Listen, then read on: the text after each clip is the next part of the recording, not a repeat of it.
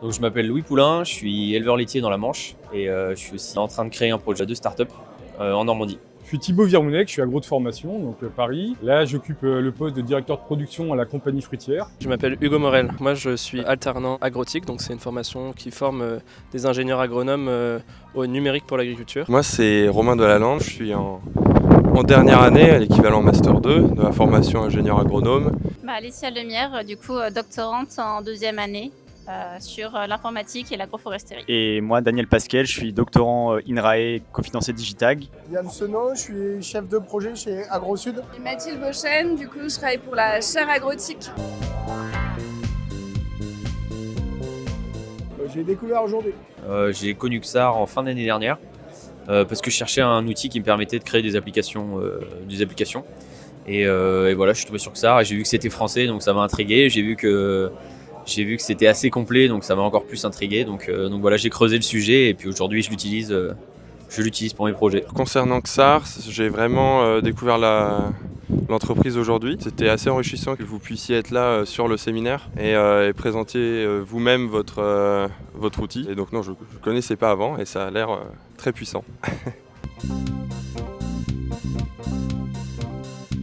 J'ai découvert le no-code par un ami qui m'a fait voir un petit peu tout ce qu'il utilisait. J'ai vu qu'il était super bien organisé, que ça lui faisait gagner pas mal de temps, donc j'ai commencé à explorer un peu tous les outils. Voilà, j'ai commencé par Airtable et puis après j'ai exploré sur le reste en partant de là. Pour ma part, le no-code, je l'ai découvert en essayant de construire un système de gestion de tâches. Pour le coup, j'ai plongé dedans en utilisant une application qui s'appelle Notion et après j'ai essayé de voir un peu tout ce qui pouvait graviter autour. Je l'ai aussi redécouvert ce matin pendant le séminaire où j'ai pu voir tous les sites, toutes les solutions qui existent pour pouvoir créer que ce soit des sites web ou des applications en no-code. Je connais le no-code parce qu'on l'utilise sur nos plantations, notamment l'application Kizeo dont on a fait référence ce matin. Oui, j'utilise notamment les outils type Notion pour la gestion un peu au quotidien ou même dans des activités plus perso avec une grosse base de données et permettre à des amis d'interagir avec. Moi, l'usage que j'ai pu en faire, c'était dans des newsletters de diffusion. Alors à titre privé, je l'utilise pour organiser tout ce qui est to-do list, tout ce qui est tâches à faire, gestion de projet, à la fois pro et perso. Après en pro, je l'utilise sur ma ferme en mode amélioration des opérations. Je pense que je vais regarder pour faire de la gestion automatique de mails parce que dans les faits, je sais pas pour toi, mais en recherche, on reçoit beaucoup de mails et donc pour les trier, ça peut être intéressant. Et moi, je pense que je vais continuer à plancher sur Notion, qui a l'air d'être un outil très intéressant. Après, moi, ce que j'étais intéressé, c'est par tout ce qui est application Ops, dont on a parlé sur l'automatisation des tâches, la meilleure productivité au quotidien.